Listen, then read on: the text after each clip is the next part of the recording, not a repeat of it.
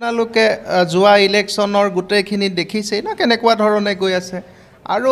2021 চনৰ যিটো বিধানসভা ইলেকশ্যন হ'ব ন তাতেতো সাংঘাতিক ধৰণৰ এটা ৰিজাল্ট পাব কৈছোঁ সিদিনা লণ্ডনতো মই কাঞ্চনজংঘাৰ প্ৰচাৰ চলাইছোঁ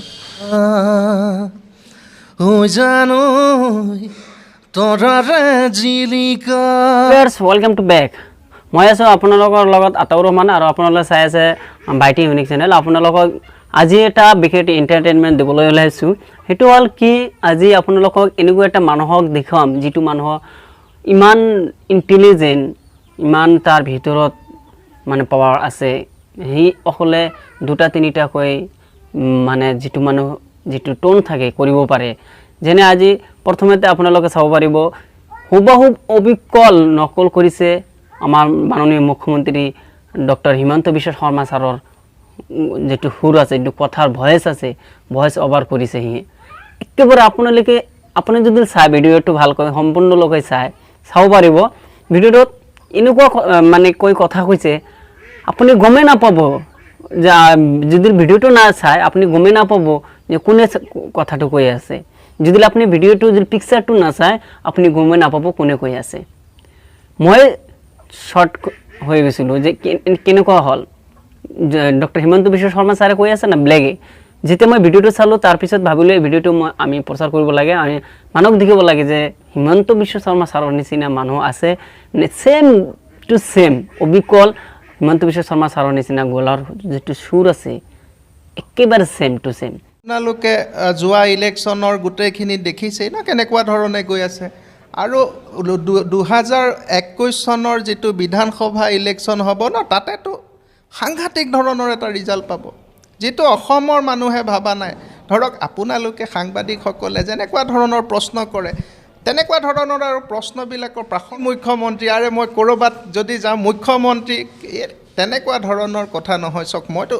কেবিনেট মন্ত্ৰীৰ কথা ভাবি আছোঁ চেণ্ট্ৰেল মিনিষ্ট্ৰীৰ কথা ভাবি আছোঁ তাত আৰু আজিৰ মুখ্যমন্ত্ৰী এতিয়া মুখ্যমন্ত্ৰীটো মই না মইতো গোটেইখিনি কাম কৰি আছোঁ ন 2 নম্বৰ মন্ত্ৰী বুলি ক'লেও মই কামখিনিতো 1 নম্বৰৰ কৰি আছোঁ চ' তেনেকুৱা ধৰণৰ এনেই প্ৰসংগবিলাক আনিব নাপায় ন সৰ্বাদাকটো মই খুব অন্তৰৰ পৰা ভাল পাওঁ ন মই তেনেকুৱা ধৰণৰ প্ৰশ্নবিলাকৰ উত্তৰবিলাক ইয়াতে নিদিওঁ না বিতৰ্কবিলাক নালাগে না আপোনালোককতো মছলাখিনি লাগে না মছলাখিনি বেলেগত ওলাই ল'ব ঠিক যিটো ইলেকশ্যন হৈ গ'ল কেইখন আসন পালে তেনেকুৱা এজন মানুহে যদি কয় যে কোনোবা আৱৰ্জনা আৰে মই আৱৰ্জনাই ভাল ন তাত আৱৰ্জনাবিলাকে ভাল ন আৱৰ্জনাবিলাকে যিখিনি কাম কৰি আছে ন সেই কামখিনিতো তেওঁলোকে কৰিব পৰা নাই ন তো এনেকুৱা ধৰণৰ কথা বতৰাবিলাক আজি মই ইয়াতে নকওঁ আপুনি বেলেগ কিবা ডেভেলপমেণ্টৰ কথা সোধক ক'ত কিমান দলং হ'ল সেইটো সোধক বানপানীত মানুহ কেনেকুৱা ধৰণৰ কি যেনেকুৱা ধৰণৰ অৱস্থাত আছে আৰু দুৰ্নীতিবিলাকতো জানে অলপ চলপ চলি থাকে ন তেনেকুৱা ধৰণৰ মানুহবিলাকক মই আজি 50খন ত্ৰিপাল দিছে তেওঁলোকে 30খন দি 20খন পকেটত সোমাইছে তেনেকুৱা ধৰণৰ কামবিলাক কৰিব নাপায় মই উপায়ুক্তসকলকো কৈ দিছোঁ যে এনেকুৱা ধৰণৰ আৰু বাবাহঁত তোমালোকে এইবিলাক কামত নালাগিবা মই নিজেই চাই আছোঁ আৰু য'ত যেনেকৈ মানুহখিনি কাৰোবাৰ ঘৰ ভাঙিছে মই ঘৰৰ পইচাটো দিম কাৰোবাৰ ঘৰ ভাঙা নাই তেওঁ যদি ওলোটাকে যদি কয় যে মোক পইচাটো লাগিব সেই পইচাটো নাপাব তেওঁক আমি জেলত দিম তেনেকুৱা ধৰণৰ তাৰপিছত আছে দ্বিতীয় যিটো আছে আপোনালোকে চাব পাৰিব সেইটো হ'ল আমাৰ নামী দামী এটা গায়ক যিটো সকলোৱে চিনে নামেৰে চিনে জুবিন দা গলা সুৰটো একেবাৰে নকল কৰিছে সি কৰিব পাৰিছে ভাল কথা ইয়াৰ ভিতৰত এটা প্ৰতিভা আছে প্ৰতিভাটা বিকশিত কৰিব পাৰিছে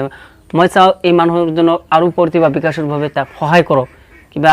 একটা কাম দিয়ক তাক তেনেহ'লে আৰু তেওঁৰ ভিতৰত যিমান প্ৰতিভা আছে সম্পূৰ্ণ তুলিব ভিডিঅ'টো আপুনি সম্পূৰ্ণ চাওক ছেকেণ্ড পাৰ্ট আৰু মই লণ্ডনতো গৈছোঁ সিদিনা লণ্ডনতো মই কাঞ্চনজংঘাৰ প্ৰচাৰ চলাইছোঁ যদি পৰা মই হলিউডত নেক্সট এখন কিবা ভাল চিনেমা এখন বনাম আৰু এতিয়া বৰ্তমান বানপানীৰ কাৰণে লাগি আছোঁ আৰু যদি বানপীড়িত ৰাইজৰ কাৰণে মই যিমানখিনি কৰিব পাৰোঁ মই গোটেই কলাগুৰু ফাউণ্ডেশ্যন আছে তেওঁলোকৰ লগতো কথা পাতিছোঁ আৰু ফ্ৰেণ্ডছ ক্লাববিলাকো কৈছোঁ চবে 100 টকাকৈ দিয়ে আৰু তেওঁলোক আগবাঢ়ি আহিছে আৰু এইটো ভাল কথা অসমৰ কাৰণে গান কবিতা এইবোৰ বস্তু মই ভাল পাওঁ আৰু পলিটিক্স নকৰিবা বন্ধু বুলি এটা গান লিখিছোঁ মই তাতে মই ঘেণ্টা বুলি এটা শব্দ দিছোঁ সেইটো আপোনালোকে লাজ কৰে সেইটো মই চিধা চিধি কওঁ আৰু তাতে অভিনয় মই কৰিছোঁ আৰু অভিনয় কৰি যাম আৰু মই এইবছৰ ভাবিছোঁ বহুত ডাঙৰ এখন চিনেমা কৰিম ডাঙৰ বাজেটৰ কাঞ্চনজংঘাখন ৰিলিজ হোৱাৰ পিছত সেইটো আমি হৈ জানো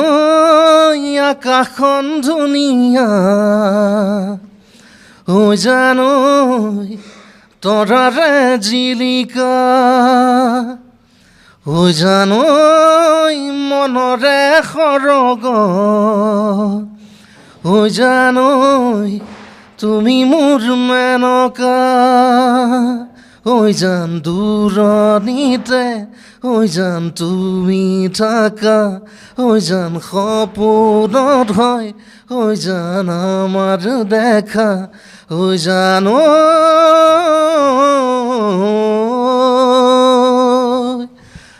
হৈ জান সাগৰত কিমান পানী হৈ জান কোনেনো জুখিব হৈ জান তোমালৈ থকা মৰম হৈ জান কোনেনো বুজিব হৈ জানা নেজানো দিব হৈ জান তোমাৰ অন্তৰত হৈ জান কোনে বুজি পাব হৈ জান আমাৰ মৰমক হৈ জানো গাইজ কেনেকুৱা চালে ভিডিঅ'টো সম্পূৰ্ণ চোৱাৰ পিছত নিশ্চয় ভাল লাগিলে কিয়নো দুটা এজন মানুহে দুটা ভইচ চেঞ্জ কৰিছে এটা হ'ল হিমন্ত বিশ্ব শৰ্মা আৰু এটা হ'ল জুবিন দা ইমান ভাল লাগিছে মোৰ ভাল লাগিছে যদি ভিডিঅ'টো আপোনালোকে ভাল লাগে থাকে তেনেহ'লে প্লিজ শ্বেয়াৰ কৰিব সকলোকে চাবলৈ দিব প্ৰতিভাটো বিকশিত কৰিব সেই মানুহজনক আৰু মোৰ চেনেলটো যদি ভাল লাগে প্লিজ এটা ছাবস্ক্ৰাইব আৰু লাইক শ্বেয়াৰ কৰিব